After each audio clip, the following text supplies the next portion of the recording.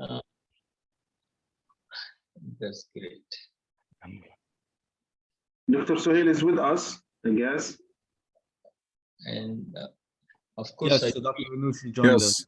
Yes. see Imam Wajid. Assalamu alaikum, Dr. Sohail. Alaikum salam wa rahmatullahi wa barakatuh. MashaAllah, we have audience from different places. We have our guest speaker, Dr. Bashir Ahmed from California, and he's going to introduce his book to us.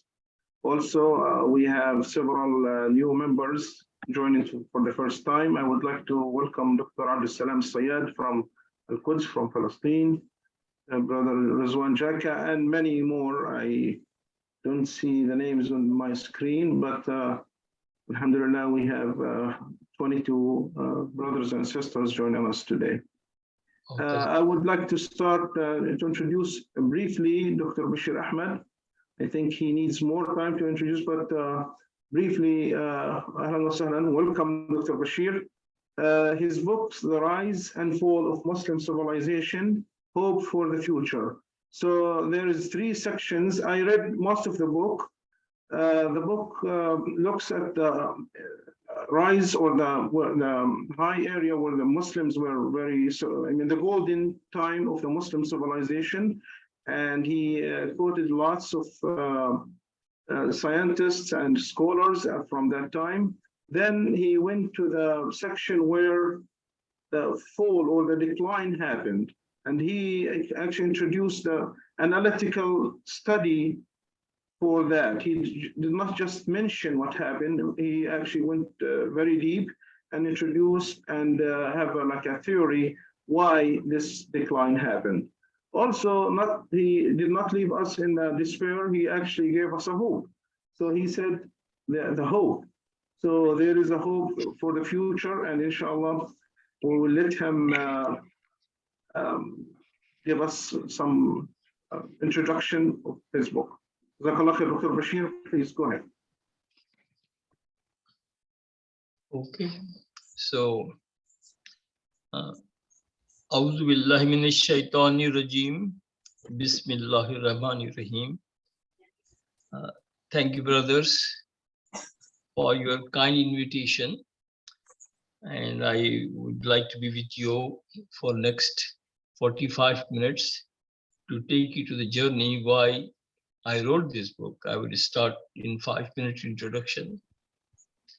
1991, almost 30 years ago, Islamic Medical Association of North America asked me to present a paper on Muslim scientists, scholars in Spain during medieval years.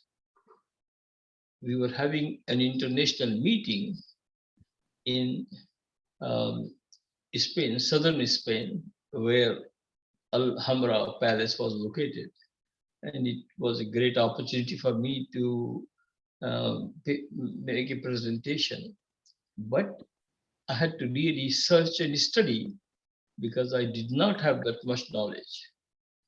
When I look into the work of Al-Zaharbi and great scholar Ibn Rushd, I really amazed that how these few scientists make their name. And I selected about 5 scholars and scientists out of hundreds and thousands of them.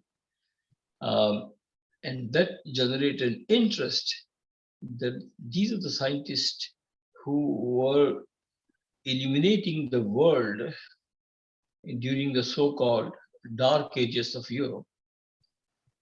And unfortunate thing is, very few Muslims and mostly all non-Muslims did not know about them. And I look at myself, I said I studied medicine 5 years, but I never come across the name of Ibn Sina or Al-Zaharbi, whose textbooks were taught in Europe for 500 years. So this is what generated interest in me. And the second incident, which occurred in 2001, about 10 years later, the Association of Muslim Social Scientists, I think they have just changed the name. The Professor Dilnawaz Siddiqui, who was the ex-president, came to Dallas, and he met me and my friend Ambassador Ehsani and asked that they want to have a regional meeting on Muslim contribution to the world civilization. And that really was what motivated. I developed a local group here uh, to help the organization in doing that. And we have wonderful regional seminars on this subject. And I edited a book in 2005 on the same subject, Muslim contribution to world civilization. And we organized another organization, Institute of Medieval and Post-Medieval Studies.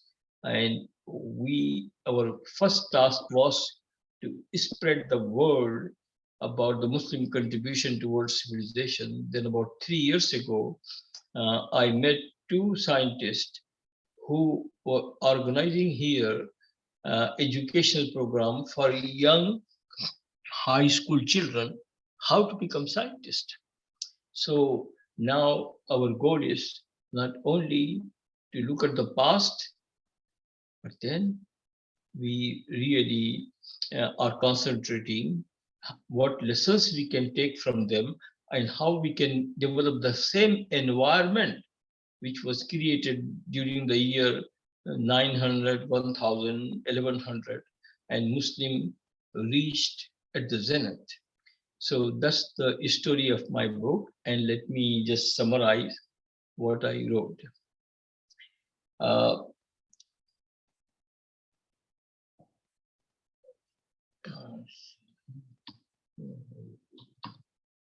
Now the slide is not moving. Is there something?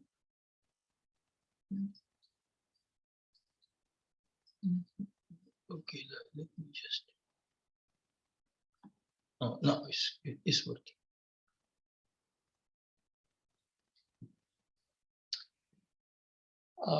As we all know, that Muslims were not very educated during the early days of Islam, and Quran, mashallah, gave lot of motivation, inspiration to gain knowledge.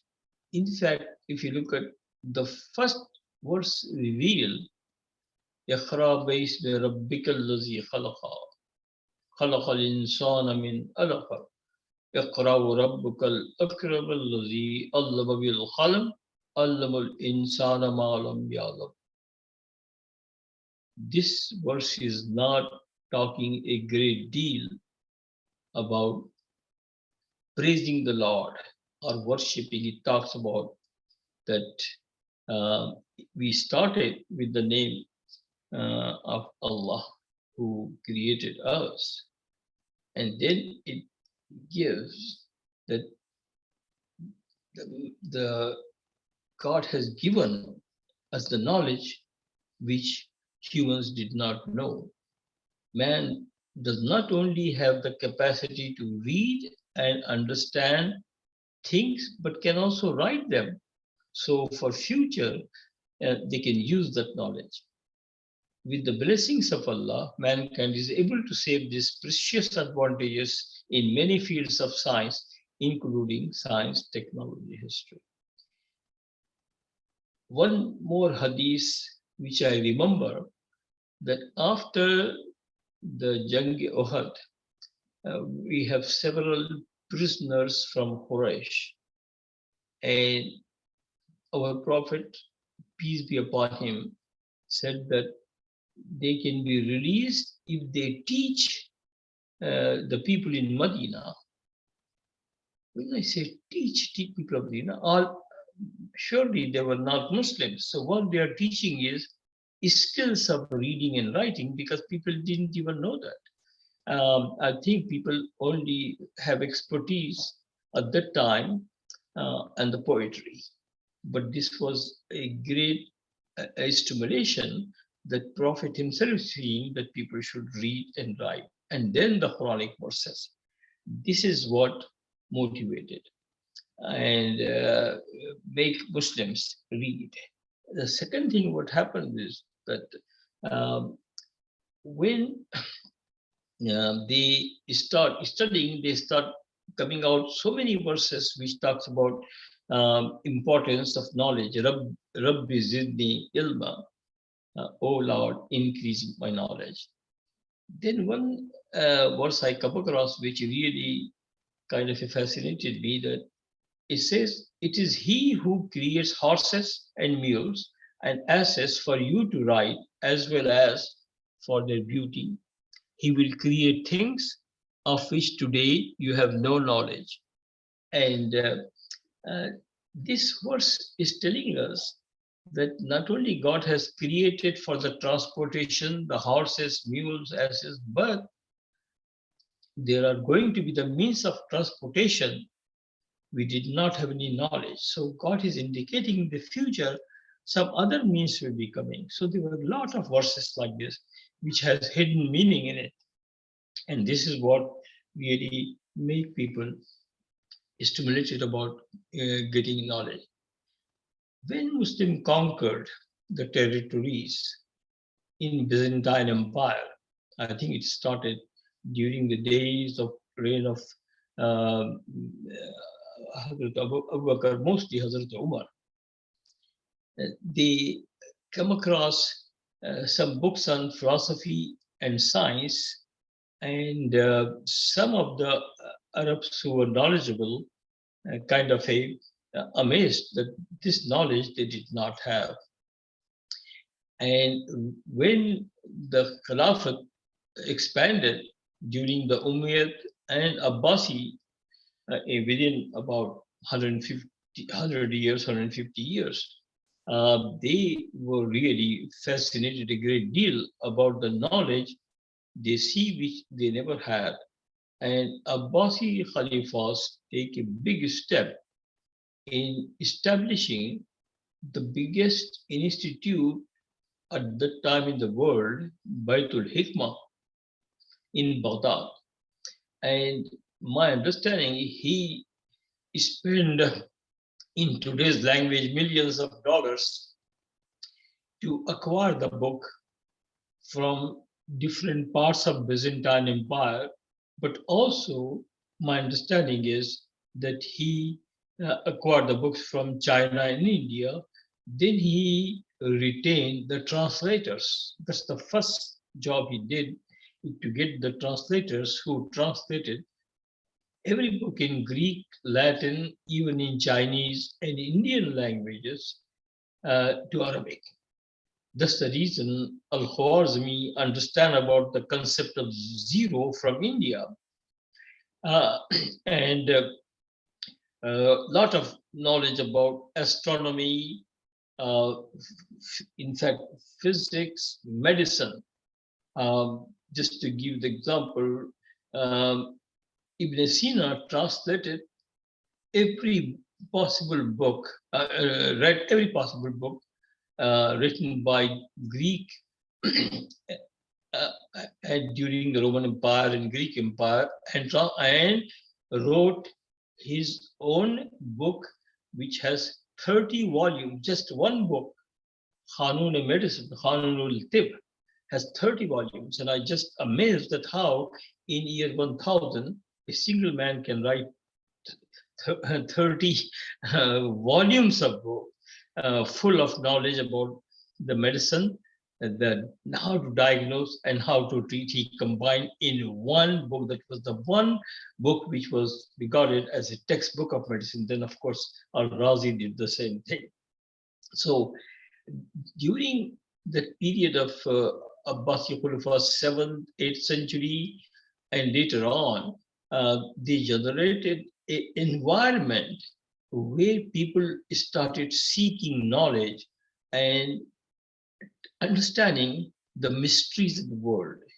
God says that I have created earth and heavens and in between, not without purpose. And he said that he encouraged people to investigate, look into his mysteries of creation. And this is how people did that. This 300 years between 7th, 8th century to 11th century, they built universities in every part of the Muslim world, from Baghdad, Cordoba, Egypt, Iran, Turkey, Uzbekistan, and they started doing work. Remember, Cordoba is much, much farther than the Baghdad. At that time, there was no transportation, no WhatsApp, no telephone. But the interest created, they did independent work without communicating, but of course they also, whatever means of communication they have, transportation, they start communicating with each other. But all these places develop that kind of enthusiasm, and it is amazing that they produce thousands of scholars. And unfortunate thing is that many of the books are still most probably hidden in some libraries and has not been translated from Arabic back to English. But uh, whatever knowledge we have today, we know the enormous amount of the knowledge they have left behind. And I cannot go in detail because we have limited time about the scholars. In fact, I just want to mention that first time in this area, I put an exhibit of 25 great Muslim scholars, including the name you're seeing on the screen, in University of Texas, Dallas. University of Texas, Dallas agreed to have the exhibition of Muslim scholars for 45 days, not one day, but 45 days. And they have 30,000 students, and 80% of them were non-Muslims. And they had an opportunity to go there. When they entered the library, they were surprised what this exhibit is about. But the exhibit has posters of the scholars. Al-Khwarizmi, for example, says about how much work he has done in the field of algebra. So they were amazed because they stand there and read their contribution. Just they were surprised to find out that Al-Haytham was the first physicist who said the human perceive because the rays does not go from eyes to the object, but it comes from object to the eyes and perceive in the brain. And he was the first scientist who postulated this theory, not only postulated, but he also, uh, experimented and proved his theories. Can you hear me all right? Can you hear me? Yes, yes. Okay, Yes, very good. Okay. So let me just further continue, and I will not be able to spend that much time on these contributions of the scholars because I want to discuss something very serious. This is the advertisement we have. You can see from December 1st to 14 January, we had this is the exhibit of these scholars. Okay. Now, the big question which bothered me is, once we reach that highest status in the world, in every field of science and technology, what happened? And it is not just for a few years, 100 years, almost 700 years. And I started researching, looking. I have read several books and several articles. Most of the articles say that in 12th century, it was the Mongols who attacked Baghdad, killed scholars, burned the books. And then later on, in 17th century, 16th century, the colonialism. I think they both are correct. They both definitely damage the morality and the strength of the Muslims. But is that responsible for completely stopping education of science and technology? Then I found that actually it started about 100 years before the Mongolian attack. And it started with some great scholars mentioned that if people study philosophy, if people study science, then it will weaken their iman, their faith in God, and because they are looking into the nature, and that may be not have positive effect on their strength in their aqidah. So we need to be cautious. But then the serious damage came when Abbasi Khulafa was losing power and Suljah dynasty gained the power. During the Suljah dynasty's power, the great Wazir Nizamul Mulk told the Khalifa that if people study the philosophy and science, and they may question the Khilafat itself and may promote democracy, and you will lose the Khilafat.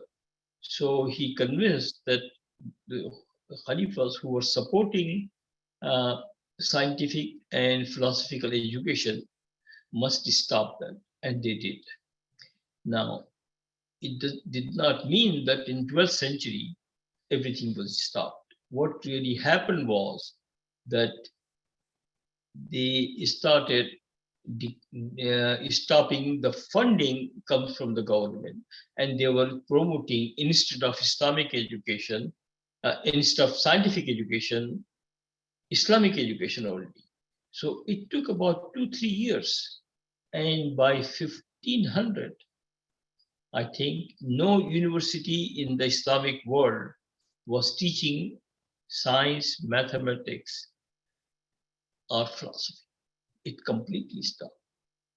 If you look at the publications, all the publications we see ended. Most probably Ibn Khaldun was one of the last ones in 14th century, and maybe some came after that. But after 15th century, no scientific publication were made by Muslims.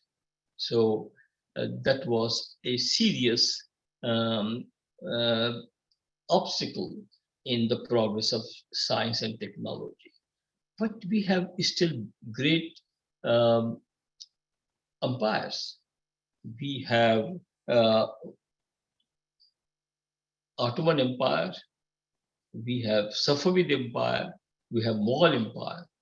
They built the empire on physical strength, but they did not keep up with the advances Europe was making in the science and industrial development. Now, how the knowledge was transferred from Muslims to non-Muslims? This is what happened. As you know, that Muslims are losing their Khilafat in Andalusia in starting in about 12th century, and by 15th century, Andalusia, Spain, was totally took over by Christians. But the Christians did not burn the books. The Christians translated every book into Greek, Latin, and European languages.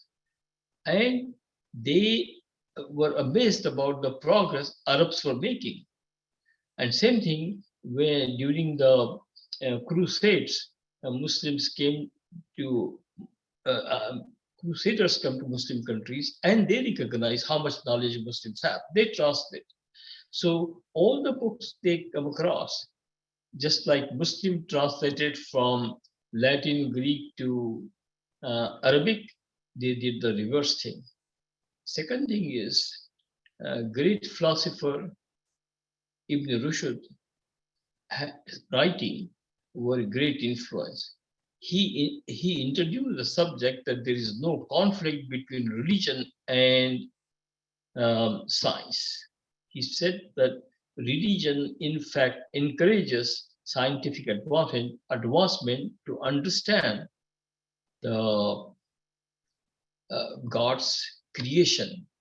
And they were under the impression in 3rd century that if something is not written in the Bible, it cannot be correct. So they stopped teaching science. Now they recognize, no, I think science is very important. Just to give you one minor proof, in about 16th century, 17th century, I don't remember exactly, University Paris established a department of philosophy under the name of Ibn Rushd. And they were very stimulated. Another person who was very much supportive of Ibn Rushd's philosophy was a great Jewish scholar, Maimonides. So these people have influenced the priests and Christian scholars about reintroduction of the science in their curriculum. So the Europeans started progressing and we started declining. And this is the sad story about why the decline started. And if you look at today's situation, the Muslim nations now are educationally backward, behind in industrial and scientific development. Even the countries which gained independence after Muslim countries have made great scientific and industrial progress, leaving Muslims behind. Just to give the example, China gained independence 1949, 2 years after Pakistan. And Korea gone independent. Korea was still in war, I think, in 1953, 54, most probably in 55. Japan was totally destroyed during the Second World War. But where are they in industrial and scientific development? Why they make so much progress? Why Muslims are not? Muslims are rich. Our Gulf countries have enormous wealth. God has bestowed as His mercy to give that much money to the Gulf. But are they spending on that? They make big buildings, the big towers in the world, but they cannot manage that. They have to have the technicians from Europe to manage that. And this is what started making me concerned that why Muslims not only lost their superiority in the knowledge, but also have no desire to get this knowledge. And this is the serious thing. Let me just deviate for 1 second from what I was talking in the history to see in last couple of 100 years how much progress world has made. Electricity is not only removing the darkness, but our life depends on the electricity. Our oven, washer, dryer, vacuum cleaner, everything depends. The big industries are running on electricity. Look at the transportation, how much advances we have made. We started with bicycle to automobile to trains to the planes, big ships, and now space we are conquering. The communication, we introduced the phone system, but today we have Facebook, iPhone, internet, and now we can call anywhere in the world, anytime, free of charge by using WhatsApp. Look at how much improvement we made in conquering the deadly diseases, tuberculosis, polio, smallpox, cholera. I think we completely eliminated from the world. The X-rays, we have made so much advances that we can diagnose the most complex illnesses which have never done that before. Even the common illnesses like diabetes, heart disease, we have made so much advances that today people can live a long life without any problem as long as they follow the doctor's orders and diet, etc. Because we have such good medications. Same thing advances in the surgical treatment. Even the eyeglasses and hearing aid make life comfortable. GPS, just imagine 30 years ago, in order to go to a different town, how much difficult it was, how many maps you have to look at. And now everybody can drive without knowing exactly how to go, just put in GPS, you're there. So robots are now making human lives more manageable. I don't want to go into too detail. You know exactly what I'm taking. I have one question. did Muslims invent any of the above innovations? If not, why not? So the sad story is that 1.7 billion, 1.8 billion Muslims live in 57 Muslim majority countries. They are like 25% of the world population, but they only have 1% of the scientists, 6% of the scientific publications. They spend GDP on the research 0.5% of their income, whereas the Western countries spend 10% of the income. The literacy rate in Muslim countries is 40%, and in non-Muslim countries, 90%. Muslims have 500 scientists and technologists per million, and Western countries have 5,000 persons per million. So that's the current status. So what really happened, if you look at that, the great Muslim scholars were the product of the educational and cultural environment that was at its peak in the Muslim world. They were inspired by Quran to explore the universe and conduct research, which led to great discoveries using deductive methodology in place of Greek inductive methodology. They saw everything in this universe more than just admiration and worship. Their scientific research and discovery is like a religious fervor. There was no dichotomy between religion and knowledge. Their motivation was to utilize the natural forces for the benefit of humankind. I think we lost that spirit. The great civilization produced great scholars. And today, my desire in publishing the book is to share our ancestors' accomplishment in the field of science and tell the students,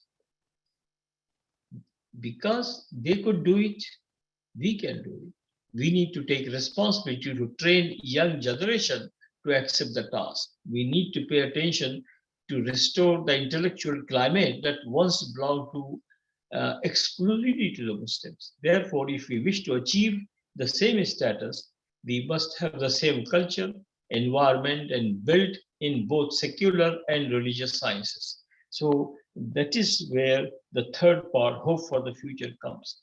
So the book will give details about what happened, why we lost the position, and then it describes what can be done to motivate, inspire, mentor today's youth to become scientists and innovators, to follow the footsteps of their forefathers.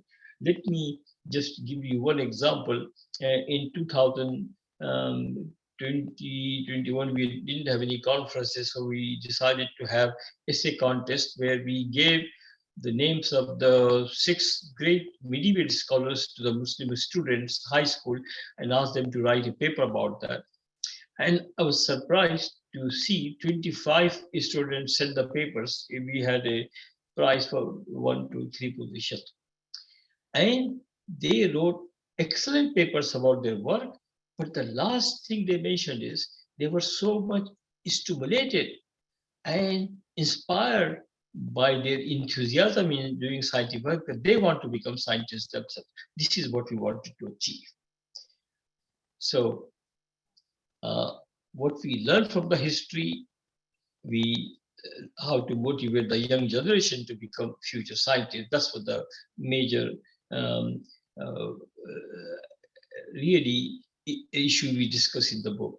We have several great scholars who contributed. Professor Nazir Ahmed from California has written a paper on that, summarizing the entire book. Aziz Badri write about how to organize these essay contests. Professor Hudbai from Pakistan has talked about American Muslims' practical guide to the science. And then we have a scientist, Mirza Faizan, who worked with NASA. He's a NASA scientist who is now devoted his life to prepare young students to become future scientists and innovators. And same thing, Professor Samir Al-Baldet and Bashu Naziruddin. is the professor who is doing research on pancreatic islet cell transplant, and he wrote a chapter, How to Become a Researcher. So let me just summarize. Muslim world has the epicenter of innovation throughout the golden age of Arabic sciences, Islamic sciences between 8th to 15th century. And that became the foundation for the Renaissance and Enlightenment in the Europe. Modern Muslim world has made very little and abysmal contribution to the science. More scientific literature is created in India and Spain than the entire Muslim world. Absence of scientific temper is the major factor for decline. Islam needs a renewed scientific and philosophical vigor in order to bring about the Islamic Renaissance. I think that's what you're trying, and I admire your efforts for the revival of the Islamic Renaissance. So this is the book, and I think my 45 minutes is over, but if you allow me 5 minutes, I want to share something very personal, and this is where I need your guidance. Because the way I perceive this situation is like this. Allah never changed our condition unless we first act to change ourselves. This I strongly believe. Science and technology have provided humans with numerous comforts of life. Muslims should focus on scientific research and critical thinking, which is the key for scientific development. Unless you develop rational and critical thinking, we can never develop. By just learning and repeating the same thing will not help. We have to keep the balance between the materialistic and spiritual aspects of the human creation. We should have an integrated system of education where moral and ethical values must be taught with scientific teaching. Accumulation of the wealth should not become the primary goal of the education. Scientific development should not be developed for destructive purposes or just for accumulation of the wealth. So that's what. Second thing I like to point out. In Islam, calling humanity to worship is understood as an invitation to live within Quranic guidance with a strong moral foundation. So it means that it includes rituals as well as personal and social activity. It is not just rituals. Unfortunately, many Muslims just think going 5 times for prayer, paying zakat, roza, and hajj, that's all Islam is. Islam is more than, Islam is the way of life. We have to really expand that what that means. The Quran says that believers have been sent for betterment of the humankind. That I think we completely not include that in our worship, that we have a responsibility to improve our environment, betterment for the comfort to the humankind. And it's important to think when we serve the creation of God, we are serving Allah. Islam is the way of life. All our activities must be modeled according to the Quranic teaching, and all the activities, not just the rituals, and that's what the worship is. The last thing I like to just share with you is carrying out the rituals mechanically without producing any impact on personal life, family, society is not fulfilling the basic purpose of worship in Islam. Whoever relieves humans' distress in the world, Allah will reduce him from the difficulties of hereafter. That's one verse. Are we paying attention to that? We can eradicate poverty by scientific education and industrial development. Is this not service to humanity? Now, zakat is definitely needed, and it make it compulsory because it relieves the distress. During the early days of Islam, when people are poor, we say give zakat. Today, I think the concept has to be expanded. If you give zakat to a family who is poor, they have 5 children. I think if you educate 2 children I think they can take care of the whole family and for the next generation. But you only give the food that will take this generation, but the next generation will still be suffering because they are not educated. I think this is the main thing I like to point out. So I will stop it here, and hopefully I have given enough to make some good suggestion to me. And please look at critically and let me know what areas I should further concentrate and what area if I'm making any mistake. Thank you very much for listening patiently. I appreciate. Assalamu alaikum. Jazakallah khair, Dr. Bashir. It's really very thorough and very touching. I mean, the research is very important. We looked at lots of important issues that we need to discuss. But I would like to for Dr. Sohail Ghannouchi to comment and give us his thoughts about the book and about the subject, if you can.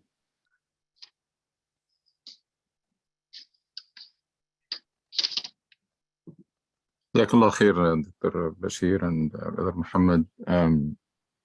Bismillah, alhamdulillah, wassalatu wassalamu ala rasulullah wa ala alihi wa sahbihi wa man wala. Unfortunately, I did not read the book, and that's probably not fair to discuss the book before reading it, but we're just going to discuss the presentation. And I don't think it's fair also to summarize or present the whole book. I don't know how long it took to write in 45 minutes or so. But this is a question that was asked like more than 1 century ago. Why Muslim lagged behind while other nations are advanced and advancing. Unfortunately, question is still valid because not much happened during the last century. It's very sad that whenever we want to talk about the Muslim civilization or contribution, we have to go to history because there is nothing that we can show for now. So we just have to go and dig out from history some contribution and some. I think there is no easy answer for that, for why it happened, and there is no easy solution for it. We're talking about centuries of stagnation and a century of suppression of thoughts and suppression of creativity and oppressive regimes, totalitarian regimes, and dynasty type of government. I mean, produced what you have seen. So whether we like it or not, this is this community or this Muslim nation, or if you want to call it, is the product of Islam. There was nothing like this such called Muslim community before, so it's a product of Islam. And Islam was subject to a lot of mutilation and twisting over the centuries, and therefore it is producing what you see. It's producing the kind of individuals and the kind of community that you see. So I think based on the presentation, based on addressing the question of why, we should focus on how to rectify this situation. Where do we go from here? Situation is extremely bad. I mean, Dr. Bashir mentioned some statistics. I'm sure if he has time, he could have mentioned a lot of other very embarrassing and shameful statistics. So the question should be, where do we go from here? The question should be, we should accept that the situation is extremely bad, and that's not pessimism. That's confronting the brutal reality. And then we have to accept responsibility for it. Stop denial, stop blaming it on anybody, stop finding excuses and justification, accept responsibility for what happened, and accept responsibility for changing it.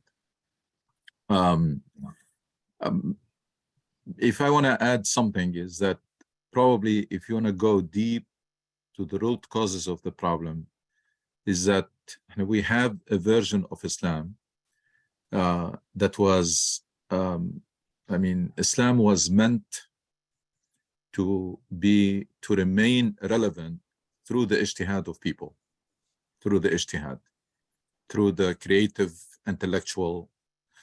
When that stopped, Islam lagged behind life because life continued to evolve. Life did not stop. And when Muslims decided that we don't need ijtihad anymore because it's risky, because it can lead to bid'ah, to deviation, so let's freeze it. And by freezing it, we can preserve it. I think that's probably, I always point to those two turning points. The first turning point is freezing ijtihad, and that's it. When you freeze ijtihad, you freeze Islam, and you make Islam irrelevant.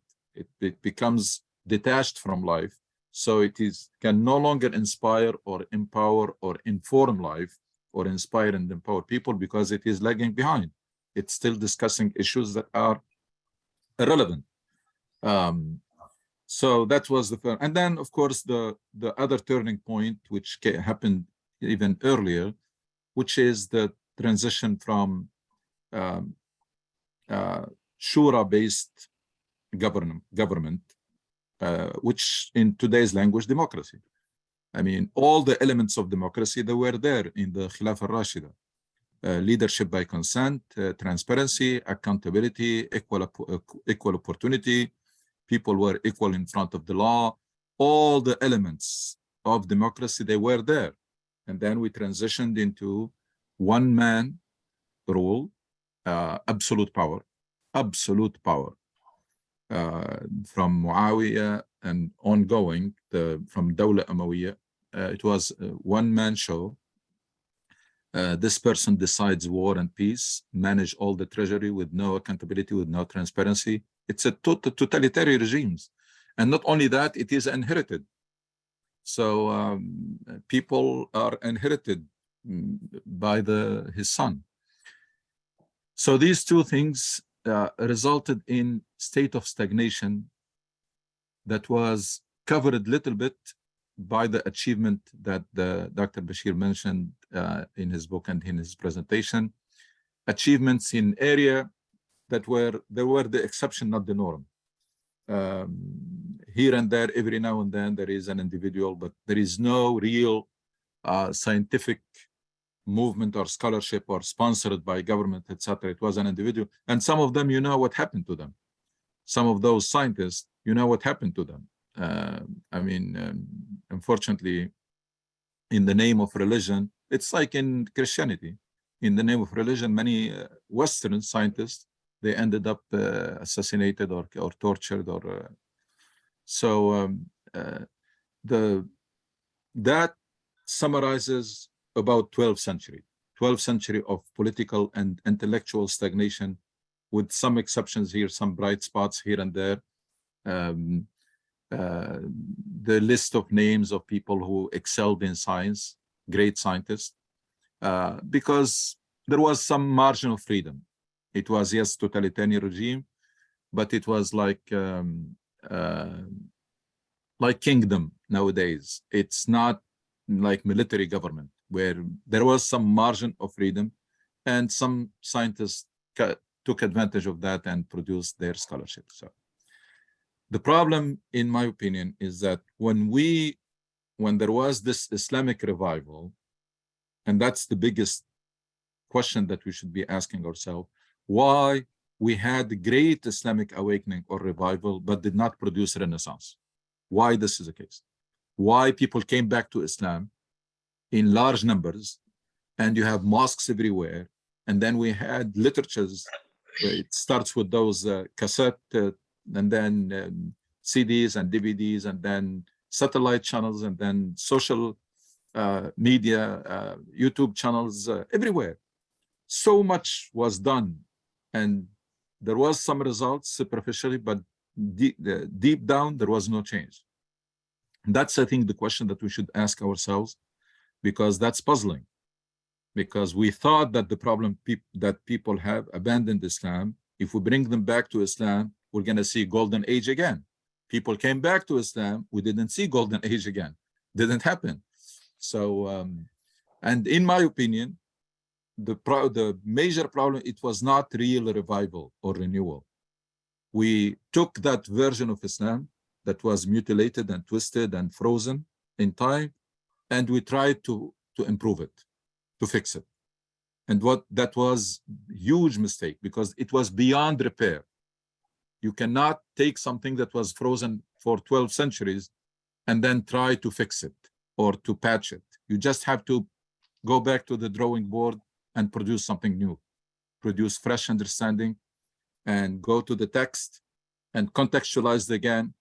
And you should not rely on the books of Torah and the heritage, etc. I think that's the key.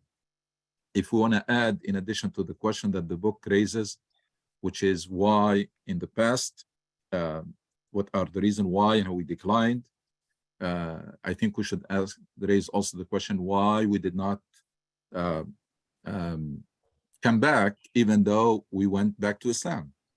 That's something that is puzzling me, because for a long time we thought that the day we Muslims go back to mosques and become practicing, and we see hijab and we see this, then we're gonna start having justice and we're gonna have prosperity and development. It didn't happen. It did not happen.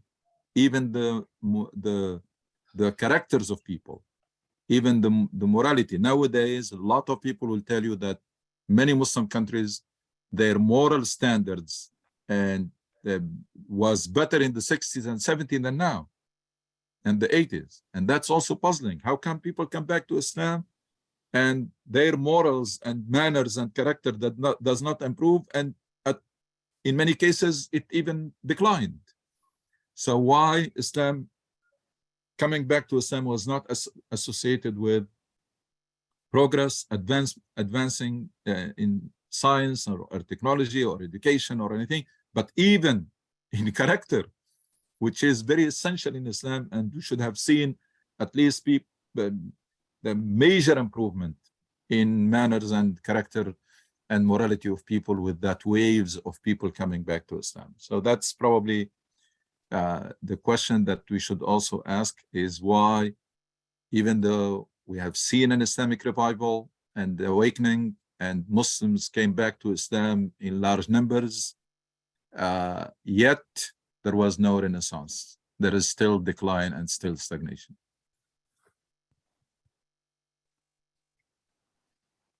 Jazakallah. Dr. Safi, do you want to add your comments? Yes. Bismillah ar-Rahman ar-Rahim. Alhamdulillah wa salatu wa salam ala Rasulillah.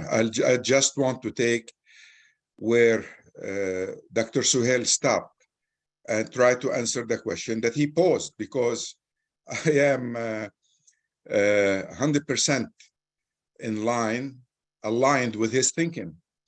The question is, why did Sahwa, this awakening, did not produce results? I'll tell you, in my humble opinion, it was a matter of understanding. When the original Arabs that were companions of the Prophet, that heard from the Prophet ﷺ, encountered the Quran, they understood it in a certain way that produced deep transformation in their psyche and their understanding of the world. Keep in mind, put 10 lines under understanding. Today, I'm assuming we have the wrong understanding, and I'm assuming that the earlier Muslim had the right understanding. What's the difference between today's understanding and the earlier understanding? They were using the same Quran, word for word. I investigated that the Quran that we are using today, it's the same Quran. Well, they understood life to be created by Allah subhanahu wa ta'ala, and the creation of human being is to produce progress. It's to go and enlighten people who were limited in their intellect to worshiping idols or to worshiping things that don't benefit them. They encouraged people to think. Today, we encourage people not to think, or for the last several hundred years, we encourage people not to think. You and I today, as a matter of fact, shared a story about the church, but we are copying that word for word. How many teeth a horse or a jackass have? An intelligent student said, let's go and count them. What do you mean count them? We need to go back to our holy book and see what our holy books tell us about the number of teeth inside the mouth of a jackass. Well, unfortunately, Muslim scholars are following that in every way possible, to the degree that when we talk to people about teaching their children critical thinking, we are criticized as influenced by the West, as people who are working against Islam without being aware of what we're doing. They don't want to think. They don't want to teach their children to think. This can go on for generations. And our future as Muslims in the world, and especially in this country, in the United States, depends 100% on teaching our children critical thinking. And Dr. Bashir mentioned this, Dr. Suhail mentioned this. When we were in the Association of Muslim Social Scientists, we're talking about this. It's essential. You need to take it to every imam at every masjid here and abroad and teach them to appreciate critical thinking when they read the Quran. The degrees they have from various religious universities are useless unless they are based on critical thinking. It's important that we question what we read. It's important that we question what we're taught. It's important to use our heads, and we're encouraged not to do that. So all this will make a difference when we learn that the rituals, the woman covering tightly, and the man's length of his beard is what judge his character, and the length of the tobe is what matters, well, then we have no future. And I'm not just assuming, we proved it. We had an awakening and didn't produce anything. So the principles that awakening was based on were all wrong. We don't need to look into it. We already know. So what were the principles that dominated the first awakening of the Arabs through the Quran? We need to go back to the Quran. The progress we can make today need to be based on a new understanding of the Quran. I keep telling people, Ibn Kathir may be the most famous of Quran mufassirin, exegetists. He did a great job in his time. But if I take Tafsir Ibn Kathir today and stick to it, that means I am imitating the dead, not the living mufassirin. The Quran is a living book given by a living God to living people. You don't go to dead mufassirin to understand the Quran today. The Quran has to be the answer to problems today. If it's not helping us, that means the Quran is still useful, but we are useless in our understanding. We need to find a new meaning that will affect our life today and change us. The Quran changed the life of the early Arabs. If the Quran today does not change our life, we are not understanding it properly. This is, in my mind, the basic problem. It's a problem of understanding of the Quran, understanding what hadith, sayings of the Prophet mean to us.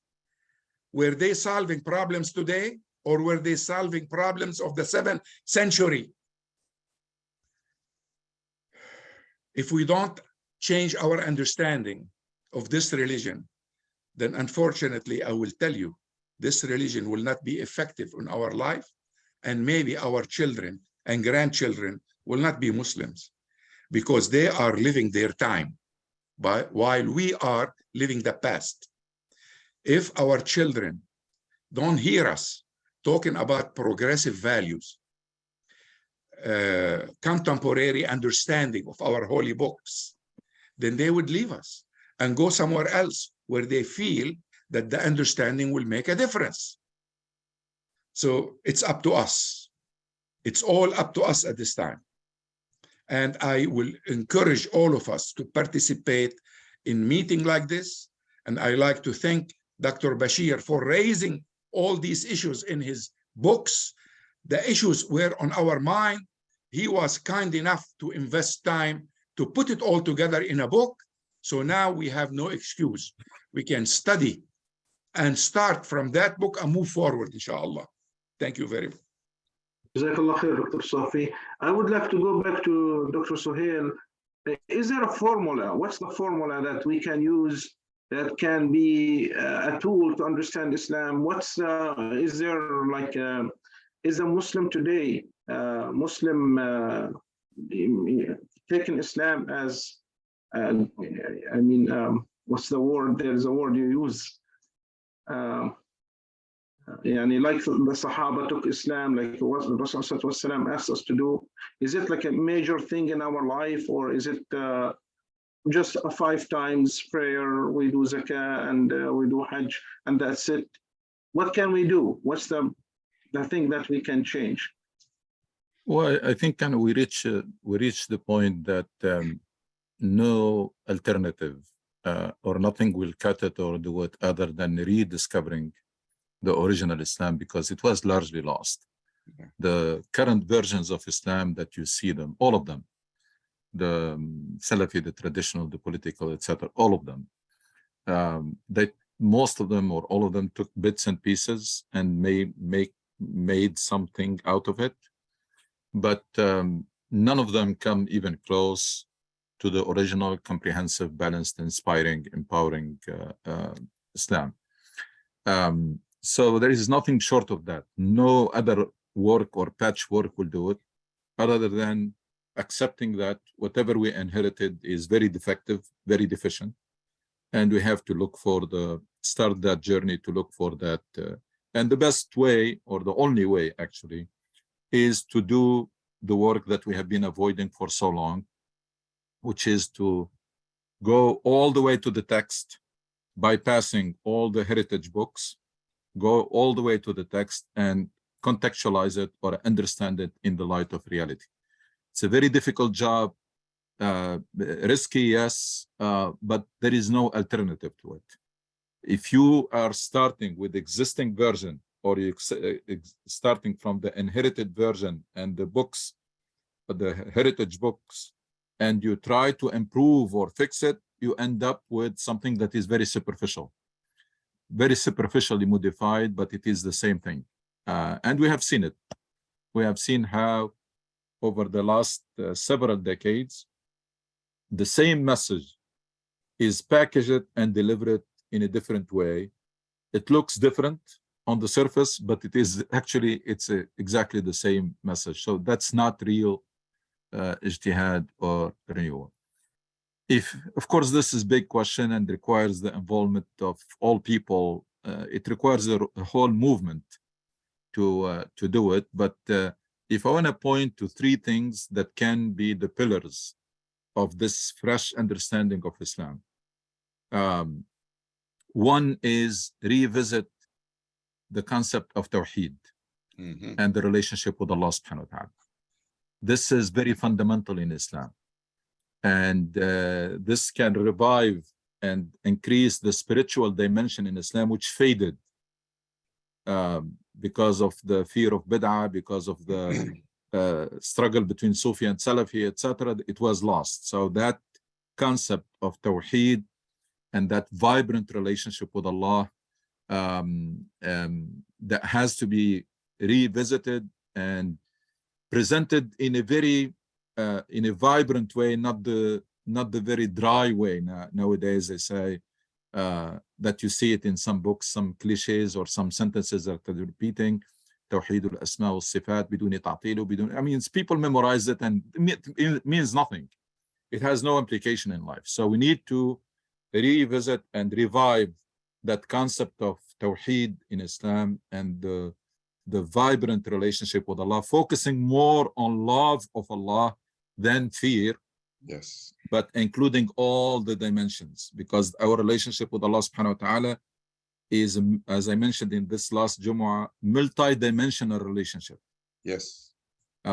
It has the love, it has the gratitude, it has the fear, it has the reverence, it has the dependence, it's a multi-dimensional, and really has to, all those dimensions have to be developed and cultivated so that you have the strong presence of Allah subhanahu wa ta'ala in our life and the true love of Allah, and so that we take Muslims from worshipping out of fear of punishment, which leads them to do the minimum, into worshipping out of love and gratitude, which will make them try to do the maximum. So that's one pillar. The second is the sense of mission in Islam, which was lost. It is about time to stop even defining Islam as a way of life, because that sometimes is misunderstood as something that you applied in your own life. And if you abide by Islam in your own life, then you are okay, because it's a way of life. No, it's a life mission. Mm-hmm. We have to take it into, it's not just a way of life, it's a life mission. It's a mission that you embrace.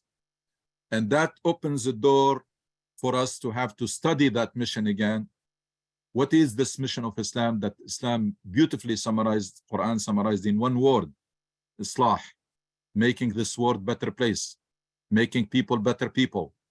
In Amr Ma'ruf wa Nahy an Munkar, that the job of Muslims, wherever they are, wherever they settle, anything good they find it, they try to defend it and promote it in that society. Anything bad or harmful or damaging, they should join forces with others to work against it. Beautiful concept, but they have to be elaborated. You don't see a lot of literatures, Islamic literature, talking about the mission of Islam. You can find fiqh wudu, tons of books, and fiqh tahara, and fiqh salah, and fiqh talaq, and etc. But you don't find a lot of literature about the sense of mission, that Islam is essentially a mission that you embrace. And that's what the Prophet have done. Muslims embraced that sense of mission before they knew how to pray, or before they knew about fasting, before they stopped drinking, because all of these, they happened in Medina, not in Mecca. But in Mecca, they embraced that mission. They embraced that dream, those two dreams that I keep pointing to them.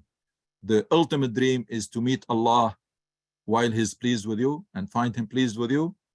And the other dream is to see to it that the purpose of Allah is fulfilled on earth.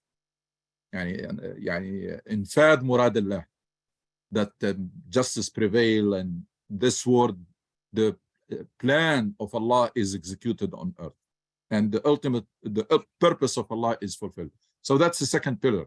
And the third is maqasid, the ultimate purposes, as Dr. Safi called them. I love that name. The overarching goals of Islam, the ultimate purposes.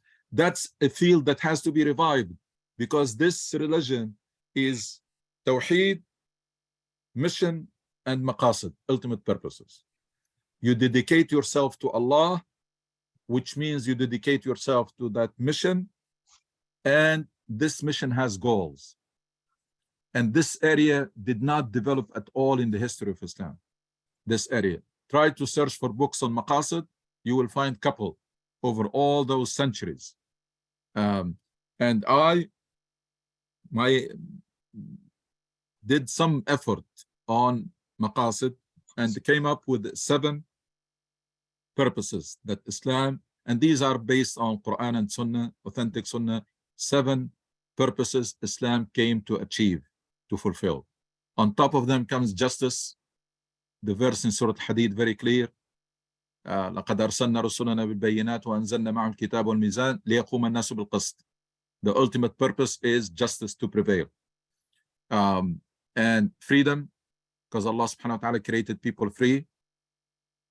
And peace, because Rasul sallallahu alaihi wasallam linked the achievement, the fulfillment of his mission with the prevalence of peace.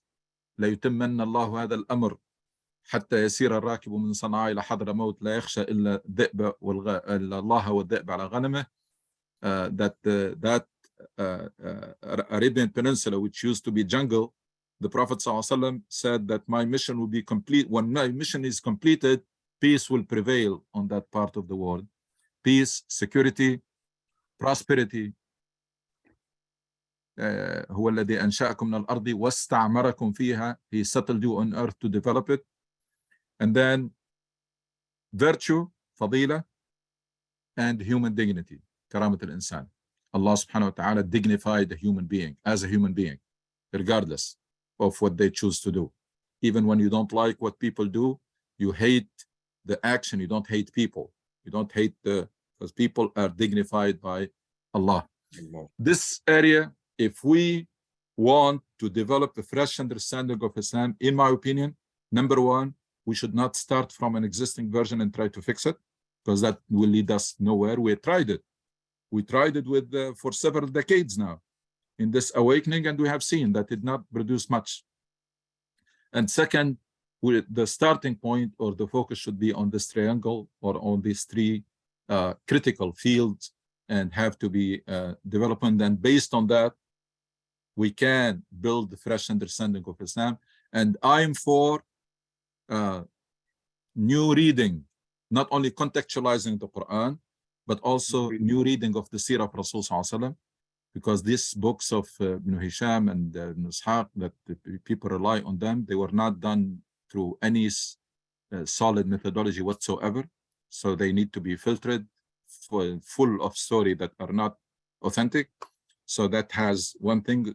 The new reading of the Seerah and the life and of the Prophet sallallahu alaihi wasallam, and they did some work on this. I had some write-up, and then of course addressing something that is a taboo, which is the hadith.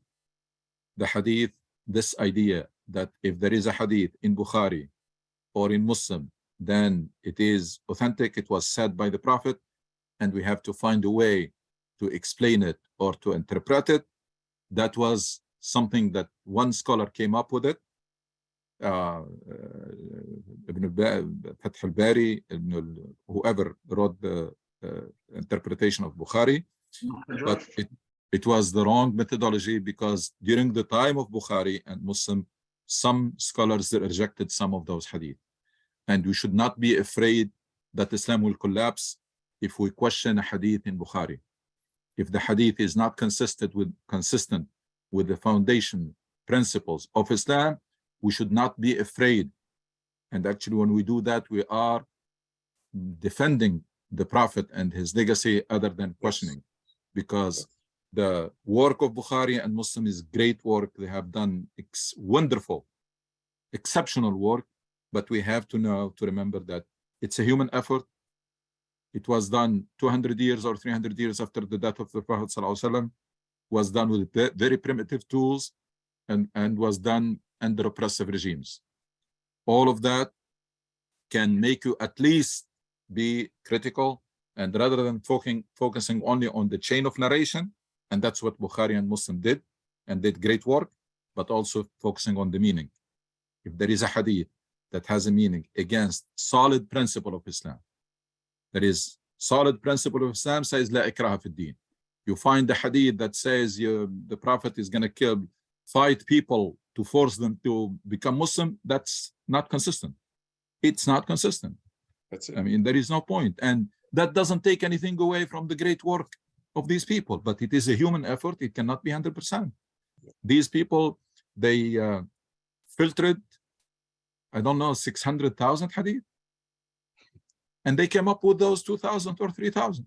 Their work could be 90%, 95%, but there is no way it's 100%. Dr. Safi, you want to add something? Or Dr. Bashir, you want to?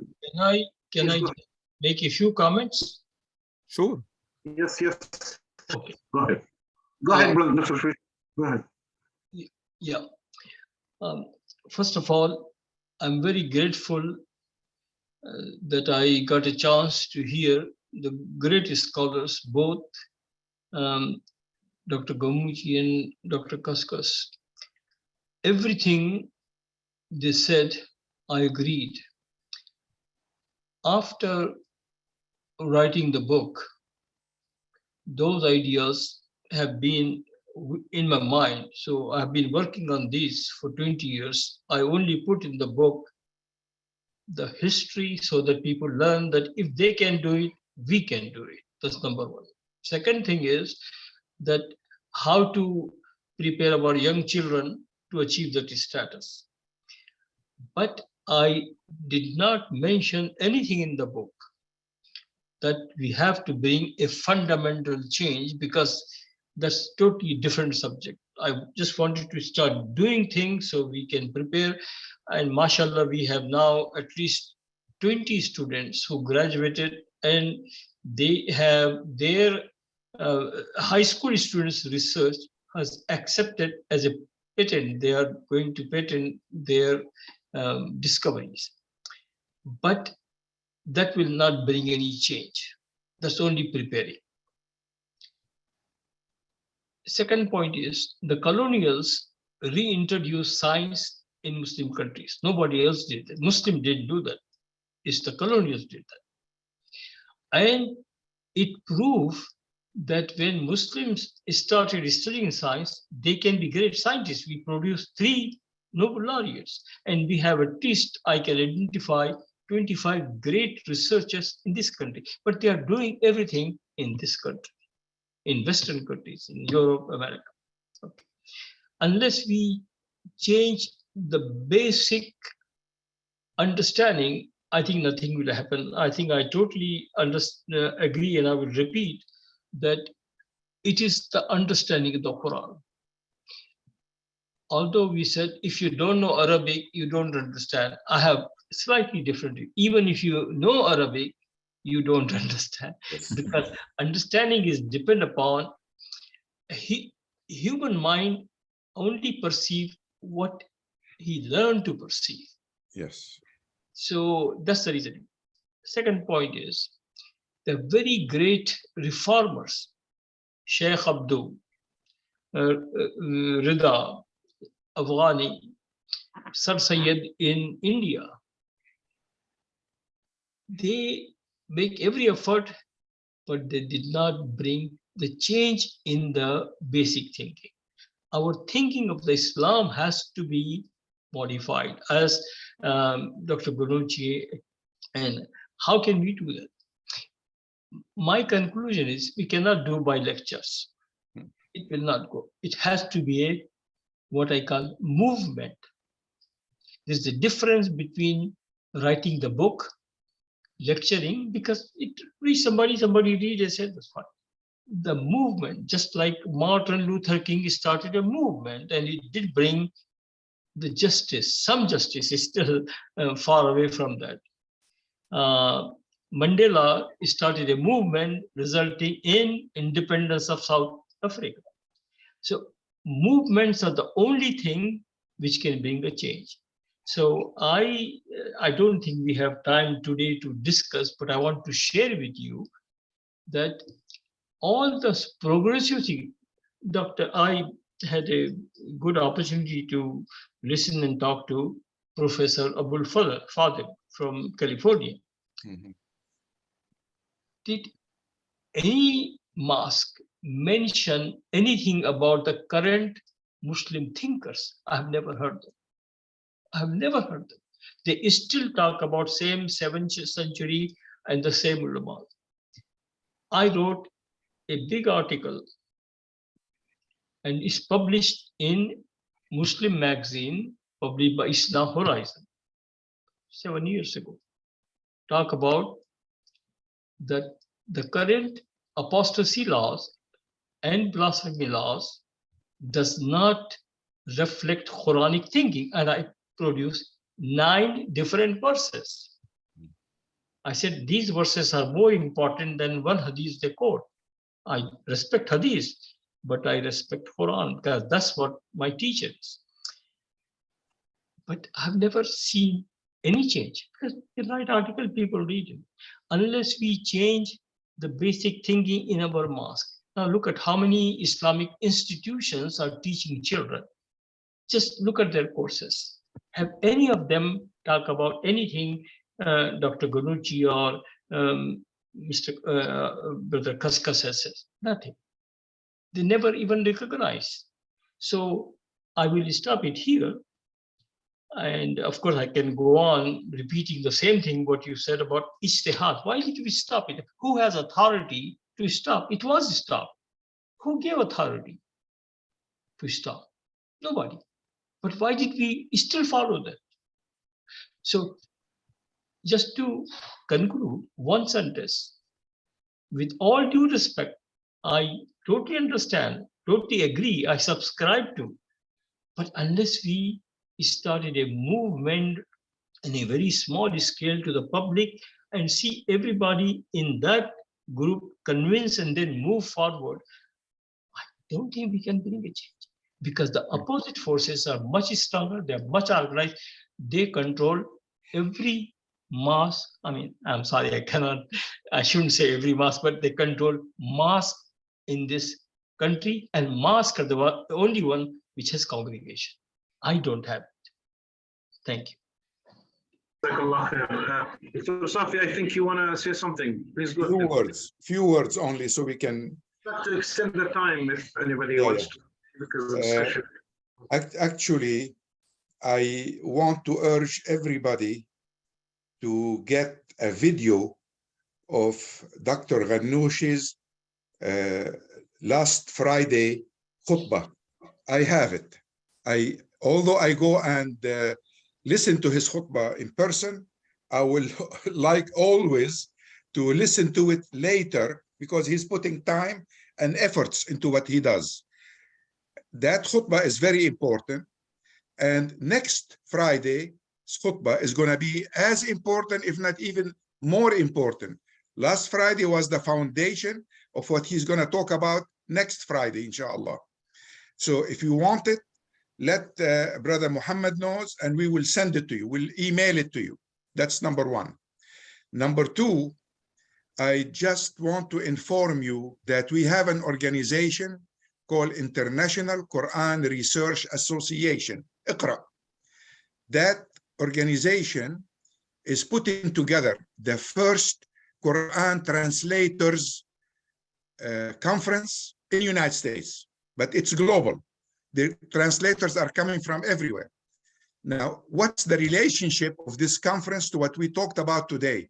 A lot of relations. First of all, my children and grandchildren understand the Quran through a translation.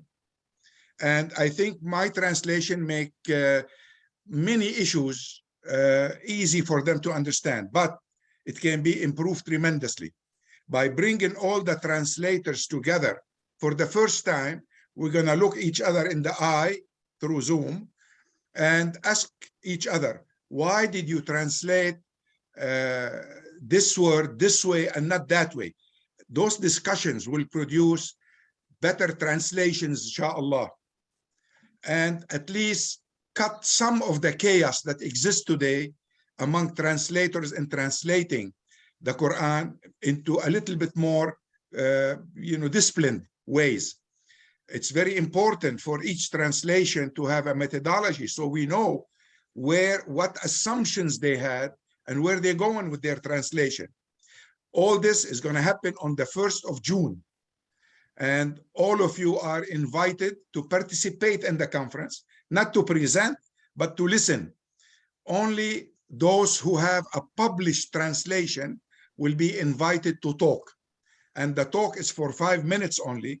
We're going to publish their talks and their papers about the talk in IQRA website, which is iqra.study. iqra.study. It's very easy. iqra.study. Eventually, we want iqra.study to be a destination website for anybody studying the Quran or doing research on the Quran. So we are accumulating articles and videos and stuff about the Quran, that things that are relevant with contents, to publish them there. This is not the movement that Dr. Bashir was talking about. A movement is extremely important. It is the only way toward direct change. But if those people that are interested get together and start the nucleus of a movement, it will be better late than never. Yeah. It's already overdue. Absolutely. We need to get together. We cannot postpone it another week or another month and Yeah. wait till I finish this or wait till I finish that. The time is now. We need to get together. New reading of the Quran, new reading of the Hadith. I used to deliver lectures in the Jordanian University, Jamia Al-Urduniya, Qism al-Sharia, twice a year. They stopped me, the dean stopped me because I mentioned that Hadith, the need for the Hadith to be looked at again, and mentioned that Turkey is already doing this. Yep. They already have it, and they have it published in Turkish. They chickened out. They did not publish it in Arabic and English because they were afraid of criticism. Yeah. We need to publish it. I have it. We need to translate it and publish it. This is the second part I want to talk to you about. Iqra has a translation movement. We need to translate the book of Malik bin Nabi, for instance. We need to translate the book of Muhammad Shahrur, for instance. Those are enlightened Muslims from the 20th century that the West knows nothing about. They keep saying, "Oh, we need Muslims who think, you know, in a modern way, in a contemporary." Yeah, well, we have some. Let's translate what they say into English, and we want to use artificial intelligence in this process, plus the human intelligence. All this is happening. We can put our hands together and work together, or keep spread all over the place and each one singing his own tune. I am your servant. I want to work with you. I want to serve you. Thank you very much. I just want to say in 30 seconds, Yani, this idea of movement, and I have been advocating for so many years now, and I'm glad that Dr. Bashir mentioned, is that there is no other way other than a solid core group rallying around this mission and this noble cause of the true revival of Islam, Yes. or even rediscovering Islam. Yes. Because there are only two alternatives. You can be part of the status quo, make it better, become active, and you end up basically keeping what is already there, or doing some polishing or lateral expansion, more mosques, bigger mosques, more activities, more etc., but no change. That's one option. And the other option is to try to accept that what is needed is fresh understanding of Islam, and something that is not very different from what the Prophet has done, which is fresh understanding, rally around it, a core group, solid core group that really believe in that cause, and then carrying that message and that mission, and then expand until they become critical mass, and then they charter a new course for Muslims. Because what we are doing now, we are in a vicious cycle, or running on a treadmill. We think that we are running, but we are in same position. A place. So many activities, so many facilities, so many, as I mentioned before, literature channels, websites, YouTube channels, etc., but no real change. Thank you. Thank you. Thank you. Great. For questions, anybody have a question from the audience, please go ahead, and if you have questions for any of our speakers, please go ahead. So I have to leave. So thank you very much. It's a great opportunity, a very lively discussion, and I wish a great success to both Dr. Safi's innovative program of bringing the translators and look at the translation, because that's understanding. That's what I call critical understanding, not just somebody say it has to be true. No, let us think about, God has given us the brain, think and see why. Great work. And I would request, brother, if you can email me the two khutbahs. I'm very eager to read it because my hearing is not good, but my reading is still, mashallah, with God's blessing, is still good. I can understand. So please send me any material you can, which I can. I'll send them to you. I'll send you the first one in few minutes. Thank you. Inshallah. Thank you. Thank you. Thank you very much, Dr. Bashir. And inshallah, we'll be in touch. Thanks. We really appreciate your thoughts and your participation with this. May Allah gathering. give you health and long life, because we still have a lot to do and we need you. Thank you. Thank you. Thank you. It will be a great opportunity to be with great scholars. Thank you. Thank you. Assalamu alaikum. Alaikum salam. Just to make sure we have to realize that if we came to that conclusion, that movement is not going to come from the moon. It's you and I who's going to make it happen. Otherwise, if we're going to keep waiting, we're going to wait forever. Yes. Any questions, please? If you have a comment, question, even if you don't agree, please go ahead. We need to hear from everybody if possible.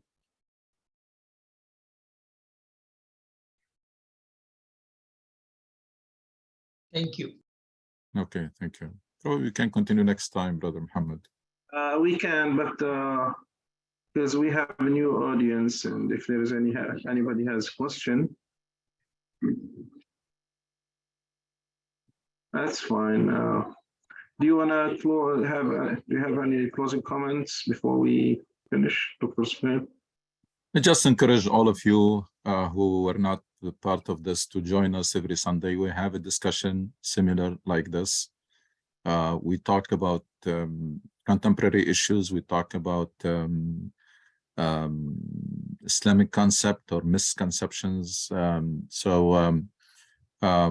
It's really very convenient now, especially when it's virtual. It's a 1 hour and a half. Nobody is too busy to make it. I know there are so many other activities, but there are very few intellectual activities in our community. There are social, there are educational, typical educational, but intellectual, we have very, very few activity, and I believe this is one of them, intellectual discussion. So try to put it as part of your weekly schedule, inshallah. Allah. Okay. Dr. Safi, can you add brief if you want, or mention your... No, I just want to tell everybody, they told you that Al-Mahdi is going to appear and revive Islam. Don't wait for Al-Mahdi to appear. You are already here. We are already here. We need to work together today, not maybe after 500 years or 100 years or even 100 days. We need, the responsibility is ours. Allah is going to hold each one of us responsible for our life. My responsibility would say we need to start a movement today. So let's do that immediately, right away. And the first thing we need to do is to continue to come to this meeting, to update ourselves and to raise questions if possible. Thank you. Brother Zuwan, do you want to... Brother Muhammad, assalamu alaikum, everyone. Sorry, Salam. I do have more like, I don't know if it's a suggestion, but it's more for a question for myself. And this is mostly probably to Dr. Safi when he talked about tafsir. And I know that we've been talking about tafsir and the lackness of tafsir. So maybe there should be, or maybe we should start using a different word. Like I do remember Sheikh Sha'rawi used the word khawatir, and he meant it in a good way when he used khawatir, because of what we're saying today. Like there is a lot of changes. Things are not reflecting the way we're living now. So maybe in such activities like translations, maybe we need to emphasize that more, if that is possible, and if it's correct, if you agree with it. And one more thing, which means It's like from the presentation, and I don't like to say it now after the presentation is almost done, but somehow in summary, and again, maybe I'm wrong, it seems like there is two types of death. And one of them is to die, when what God says is like to die to protect your country and to protect yourself from any attackers. And the second is to die the way we're dying in our Arab countries, especially under working for somebody else. And it seems like we've been succeeding in both of these, and we have died. So it's going to be kind of tough, but we need to realize this in order for us to move on into where we're going. And thank you. I do want to add more. Thank you. Let me answer your comments about tafsir. I don't do tafsir. I do translation to the Quran. And the translation, I mentioned in my book that any translation is the understanding of the translators of the original Arabic. No one can claim to understand 100% what Allah subhanahu wa ta'ala is saying. What I translate is my understanding of what Allah is saying. And that definitely falls way short of probably, and there is nothing called ultimate translation. A translation of the Quran, by definition, is a moving translation. It can always enhance based on the tools of knowledge available to us, on scientific advancements, on social conditions that are changing all the time. So don't ever think of a translation of the Quran as this is it, this is the final one, ever. Or tafsir, فهم لمعاني القرآن هذا هو الفهم النهائي. There is no فهم نهائي. As long as we are interacting with the world we're living in, we will have a new understanding of the Quran. So keep these two things in mind. The translation is the translator's understanding, and we need to explain that to the translator. This is one of the things that we plan to do in this conference on June 1st. Let me tell you something to indirectly answer your second comments. After I finished the Quran translation, and it took me 6 full-time years. We're talking full-time from Fajr to Isha and sometime beyond. Two months after that, I asked myself a question. What is Allah telling us in this book? What is the central idea that Allah wants me to get out of this book? And I worked for it every day, so I should know. I kept thinking about it. The answer that I found surprised even me. The central idea is freedom. Without freedom, we cannot accept Tawheed. We cannot have any of the things that Dr. Suhail talked about today, including deciding a mission for ourselves. Without freedom, you can't do that. Without freedom, you can't even worship Allah subhanahu wa ta'ala the way you like to worship him. Freedom is essential. And another idea that later followed up, without freedom, you cannot translate maqasid al-sharia into constitutional codes. Those are constitutional articles in today's world. They were maqasid al-sharia historically. A country without a constitution is a country that going head to head against the Sunnah. The first thing Prophet ﷺ did in Medina is to give its people a contract, a social contract. That's a constitution. We call it today the Constitution of Medina, Wathiqat al-Medina. He will not accept their pledge of allegiance without giving them a written document that they will pledge allegiance to. And a Muslim majority country without a constitution is not Islamic, regardless of what they say, regardless of what they announce. Afghanistan today without a constitution is not a Muslim country. Saudi Arabia without a constitution is not a Muslim country. We need وثيقة المدينة repeated in every Muslim country based on today's need, the people's need. And that wasiqa should be pluralistic.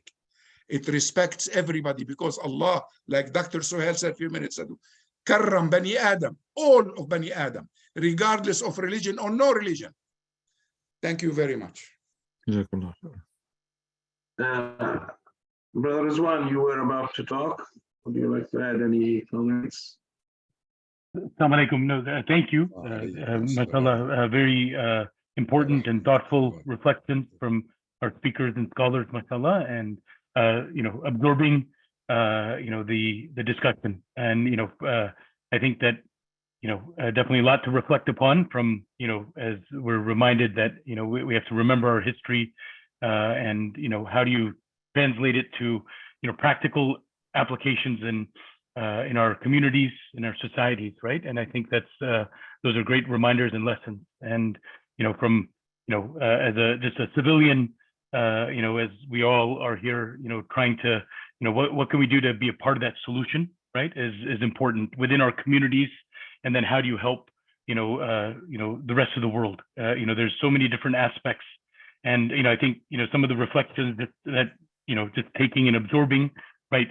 How do you start with our, from the science aspect? Many of us are probably in the technology industry, maybe on this call. And so, how do we continue to encourage the STEM, right? Science, technology, engineering, and math, and encourage people in research. And as we're big in scouting, in the scouting movement, even the scouting movement has a STEM scouting, right? And so encouraging people in that area, through early ages, of STEM. And I think, there's been a big movement, at least as we know, for Muslims in the United States, to go beyond, everybody that was, born or raised here or immigrated here was like, your doctor, lawyer, engineer, right? But then for the past couple of decades, there's also been a big push for art and law and more of the kind of social aspects, as well. And so we need to kind of, we need all in that aspect. We need the whole. That's why even there's in STEM, they've looked at STEAM, right? Making sure there's art so that people are well-rounded.